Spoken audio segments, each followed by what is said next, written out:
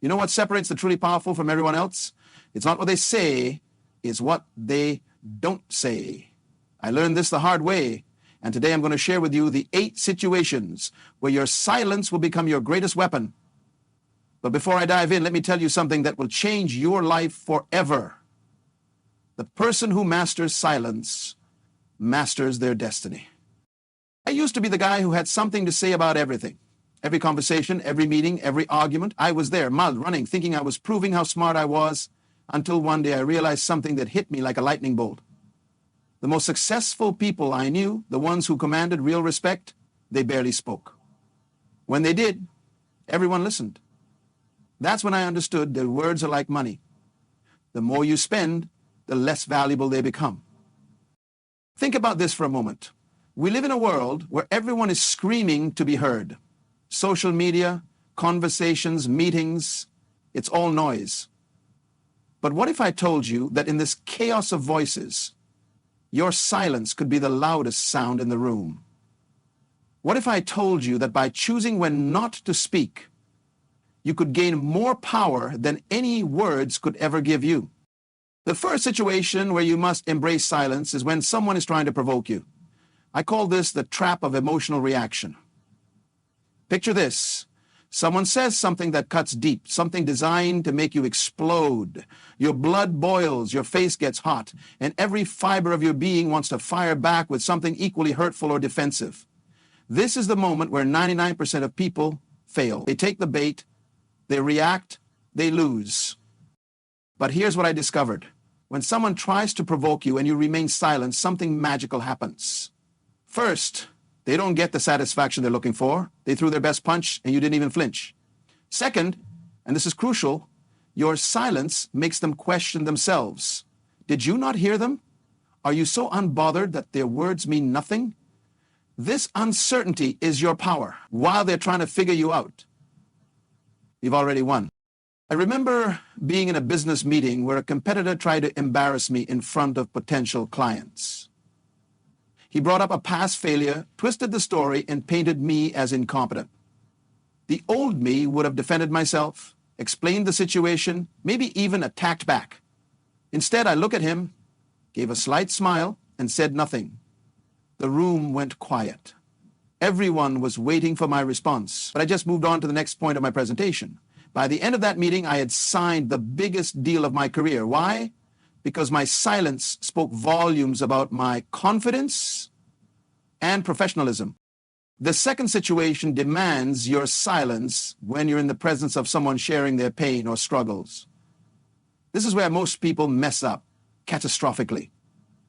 Someone opens up about their problems, and what do? We immediately jump in with advice, with our own similar stories, with solutions they didn't ask for. We think we're helping, but we're actually stealing their moment.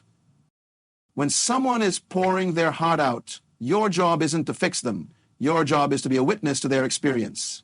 Your silence gives them space to express what they've been holding inside. It tells them without words that their feelings are valid, that they're being heard, that they matter. This kind of silence is a gift that few people know how to give. I learned this lesson when my closest friend was going through a divorce. Every time we met, I had advice, I had strategies, I had similar stories from other people. One day he looked at me and said, "Can you just listen?" That's when it hit me. My words, no matter how well-intentioned, were drowning out what he really needed, someone to simply be there. From that day forward, I practiced the art of silent support. And you know what? Our friendship became deeper than ever before. The third situation where silence becomes your superpower is during negotiations. Whether you're negotiating a salary, a business deal, or even something as simple as the price of a car, the person who speaks first after the offer loses. This is a law as fundamental as gravity in the world of negotiation. Here's why this works. When you make your offer or state your position and then remain silent, you create pressure, not on yourself, but on the other person. They feel compelled to fill the void, and in filling that void, they often reveal information you couldn't have gotten any other way. They might improve their offer, they might show their hand, they might negotiate against themselves. I once sat in a negotiation for a major contract. After stating our price, which was significantly higher than what they expected, I shut my mouth. The silence lasted for what felt like an eternity, probably 45 seconds. The other party started fidgeting. Then they started talking. First, they explained why the price was too high. Then, without me saying a word, they started suggesting ways they could make it work. By the time they finished talking, they had essentially agreed to 90% of what we asked for, all because I knew when to stop talking. The fourth situation is perhaps the most challenging for people in our modern age. When you're surrounded by gossip. We live in a culture that thrives on talking about others. It's entertainment, it's bonding, it's also poison. When you're in a group and the conversation turns to gossip about someone who isn't there, your silence becomes a statement of character. But here's the tricky part. If you speak up against the gossip, you might come across as preachy or holier than thou. If you participate, you become part of the problem. The solution? Strategic silence. Don't contribute, don't laugh, don't nod in agreement, just be quiet. Change the subject when you get the chance. Your silence in these moments builds a reputation that money can't buy, the reputation of someone who can be trusted. I've watched careers get destroyed by gossip. I've seen friendships end and opportunities vanish because someone couldn't keep their mouth shut about others. But I've also seen the opposite. I've seen people rise to incredible heights simply because they were known as the person who never spoke ill of others. When you refuse to participate in gossip through your silence, you become the person everyone trusts with their secrets. You become the safe space in a world full of judgment. The fifth situation where silence serves you is when you're learning something new. We live in an era where everyone wants to appear smart. We interrupt with questions to show we're engaged. We share related experiences to prove we understand. We nod and make sounds of agreement. But all of this noise prevents us from truly absorbing what's being taught. True learning happens in silence. When you're quiet, really quiet, you pick up on nuances that others miss. You hear the things that aren't being said. You notice the body language, the hesitations, the emphasis. You absorb not just the information, but the wisdom behind it. This is why the greatest students are often the quietest ones. They understand that every moment spent talking is a moment not spent learning. It transformed my life when I learned to be silent during learning opportunities. Whether it was in business seminars, personal development workshops, or even casual conversations with successful people, I practiced extreme listening. No interruptions, no clever questions to show off my knowledge, just pure, focused silence. The amount of wisdom I absorbed during these silent periods laid the foundation for everything I've achieved. The sixth situation is when you've accomplished something significant. This might seem counterintuitive. After all, shouldn't you celebrate your wins? Shouldn't you share your success? Yes, but not immediately, and not with everyone. When you achieve something great, and you immediately broadcast it, you dilute its power. You turn your achievement into just another social media post, another humble brag, another piece of noise in an already noisy world. Silence after success serves multiple purposes. First, it allows you to fully experience and internalize your achievement. You get to savor it without the need for external validation. Second, it creates mystery. When people eventually find out about your success, and they will, the fact that you didn't announce it makes it even more impressive. It shows that your achievements are for you, not for applause. I built a multi-million-dollar business, and most people in my life didn't know about it for years, not because I was hiding it, but because I wasn't advertising it. When people eventually found out, their respect for me multiplied. They realized I was the kind of person who did things for the satisfaction of doing them, not for the recognition. This kind of silence builds a different level of credibility. The seventh situation where silence is golden is when you're angry. Anger is like fire. It consumes everything in its path, including the person feeling it. When you speak from anger, you say things you can't take back. You make decisions you regret. You burn bridges that took years to build. But when you choose silence in your anger, you give yourself the greatest gift possible.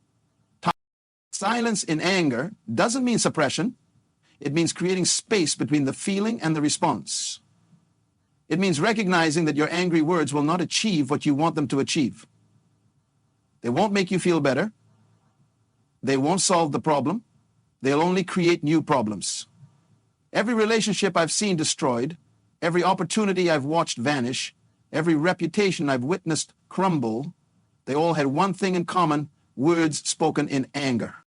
I developed a rule for myself. When I feel anger rising, I go silent for 24 hours. No texts, no emails, no conversations about whatever triggered me. This silence has saved me more times than I can count. It's prevented me from sending that resignation letter I would have regretted. It's stopped me from ending relationships that just needed understanding.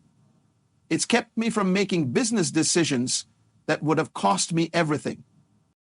The eighth and perhaps most important situation for silence is when you need to hear your own inner voice. We live in a world of constant input.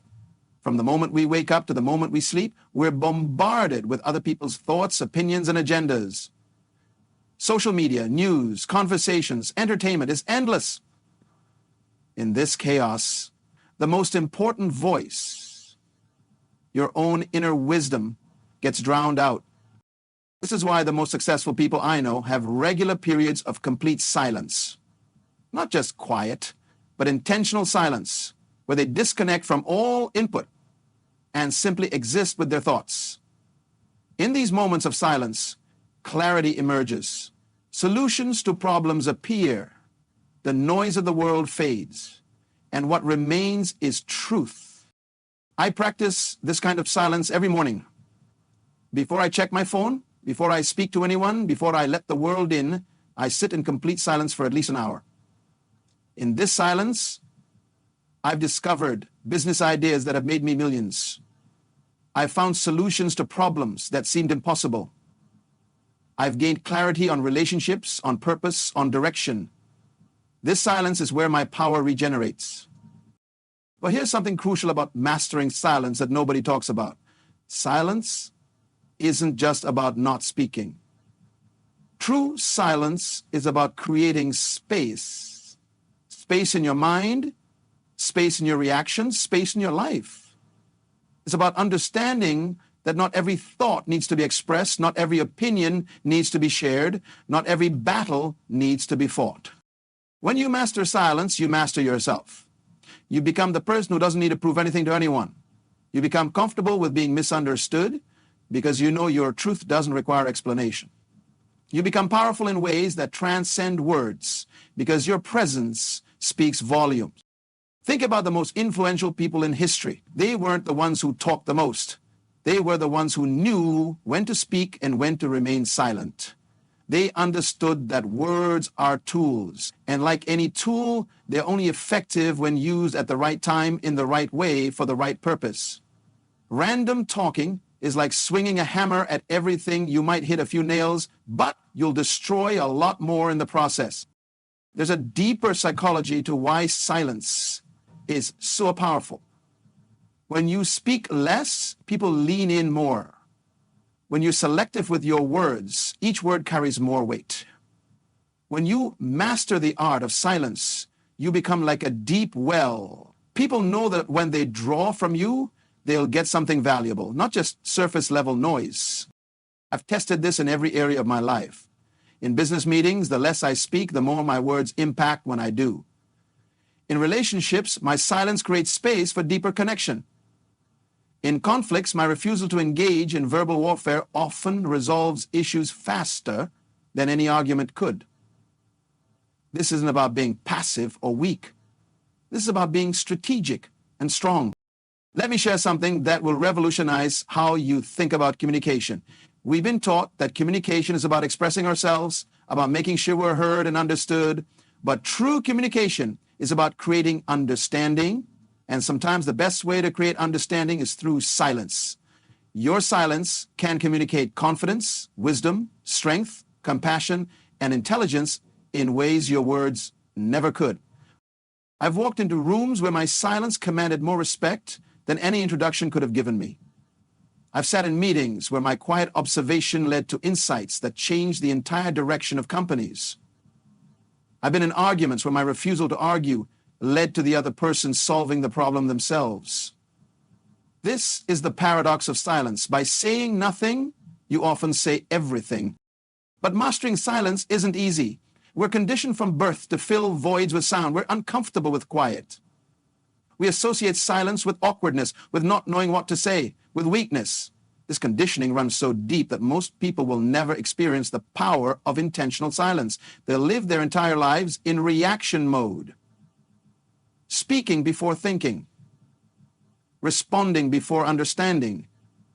Talking before listening. The journey to mastering silence starts with awareness. Start noticing your urge to speak.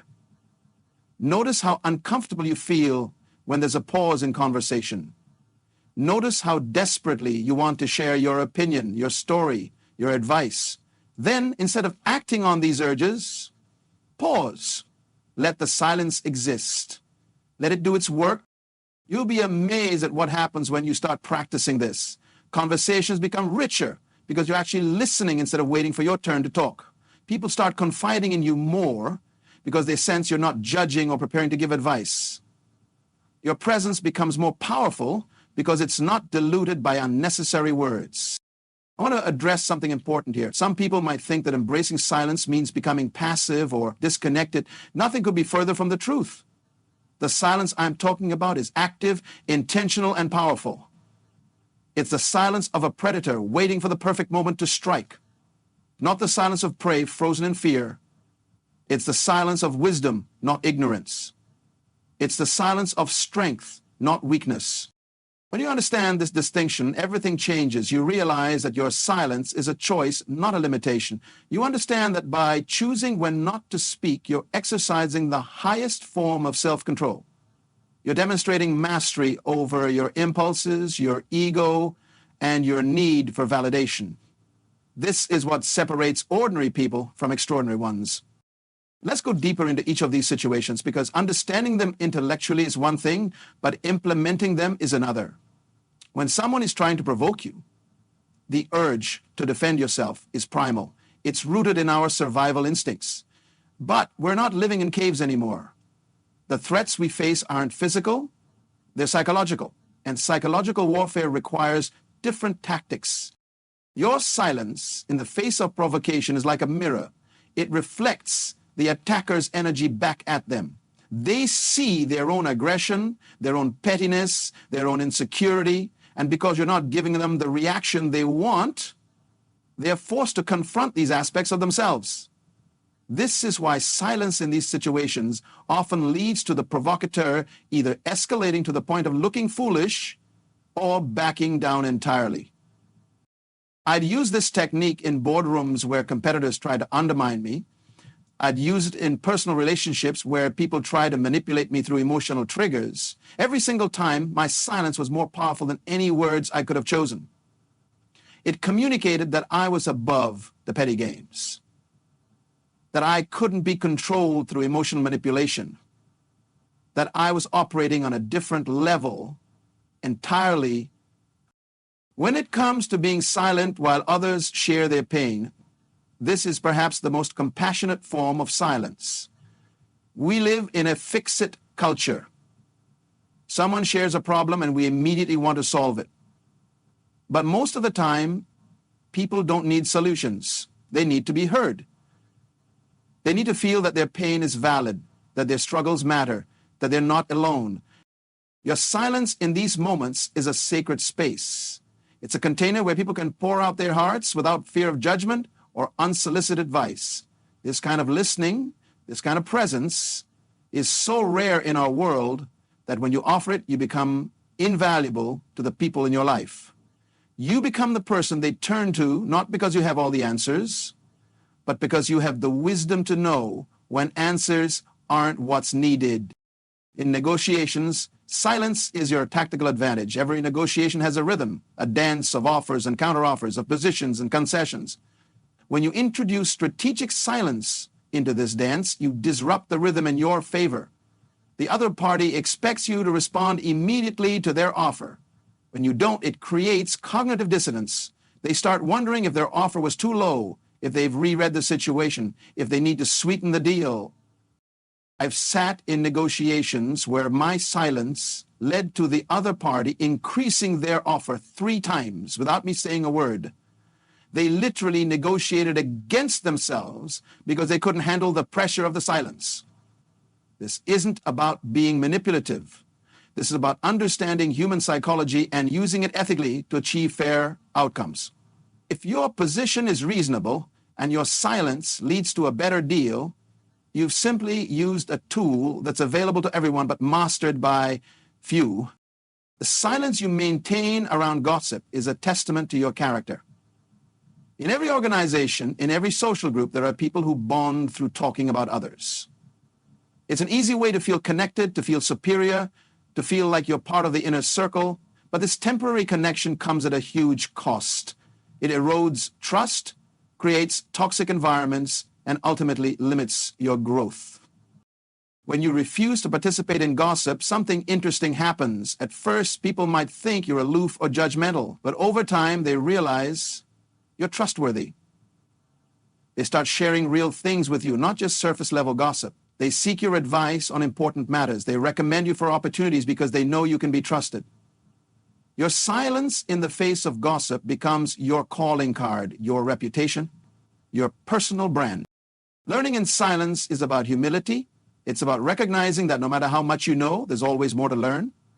It's about understanding that your questions and comments, no matter how insightful you think they are, might be preventing you from receiving the full transmission of knowledge. When you're truly silent while learning, you pick up on subtleties that others miss. You hear the wisdom between the words. You absorb not just information, but understanding. I've sat with masters in various fields, and the most valuable lessons came not from what they said, but from what I observed in silence. The way they moved, the way they thought, the way they approached problems. These things can only be absorbed in quiet observation. Your clever questions might make you feel smart, but your silence makes you wise.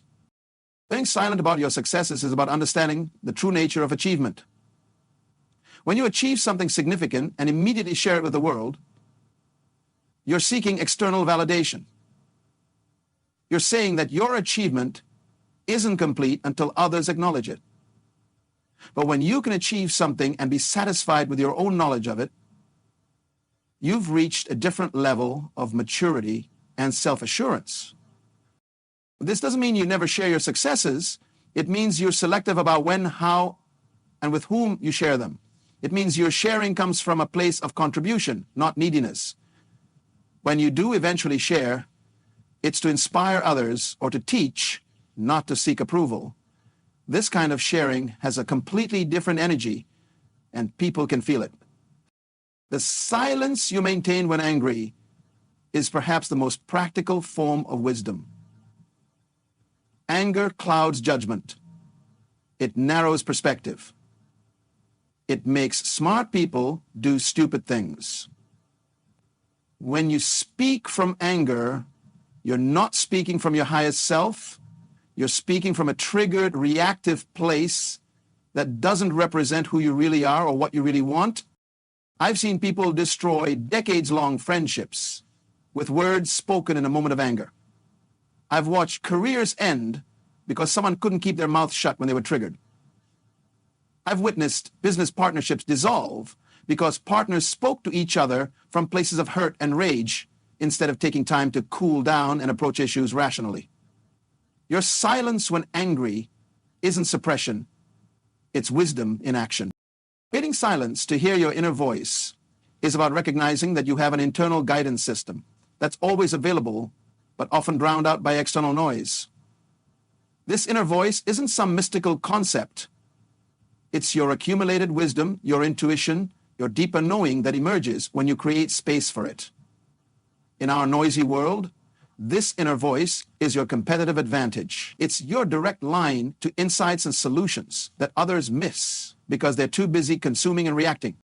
The practice of regular silence, of creating these spaces in your life, is what separates those who react to life from those who create their lives. In silence, you can hear what you really want, not what you've been programmed to want. You can feel what's truly important to you, not what society says should be important. You can access solutions that come from your unique perspective and experience, not from what you've read or heard from others. As I continue sharing these insights with you, I want you to understand that mastering silence is a journey, not a destination. You won't get it right every time. There will be moments when you speak when you should have remained silent. There will be times when your silence is misinterpreted. There will be situations where finding the balance between speaking and not speaking feels impossible. This is all part of the process. What matters is that you start. What matters is that you begin to see silence not as the absence of something, but as the presence of everything. In silence, there's power. In silence, there's wisdom. In silence, there's connection. In silence, there's clarity. Most importantly, in silence, there's choice. The choice to respond rather than react. The choice to observe rather than judge. The choice to understand. And I want to share with you some advanced strategies for implementing silence in your life. First, start small. Don't try to become a master of silence overnight. Pick one situation from the 8 I've shared and focus on that for a week. Maybe you start with not responding to provocation. Every time someone tries to trigger you this week, practice your silence. Notice what happens. Notice how it feels. Notice the results. Once you've gotten comfortable with one form of silence, add another. Layer these practices until they become second nature. You'll know you're making progress when silence starts to feel more natural than speaking. When your default becomes observation rather than participation. When you find yourself automatically pausing before responding to anything. There's a phenomenon I've observed in people who master silence. They develop what I call presence. When they walk into a room, people notice. Not because they're loud or attention-seeking, but because they carry a different energy. They're centered. They're grounded. They're not trying to prove anything to anyone. This presence is magnetic. It draws people in. It commands respect without demanding it. This presence comes from the confidence that silence builds. When you know you can handle any situation without needing to speak, when you trust your ability to remain centered regardless of what's happening around you, when you've proven to yourself that your power doesn't come from your words but from your being, you carry yourself differently. You move through the world with a quiet confidence that others can sense but can't quite explain.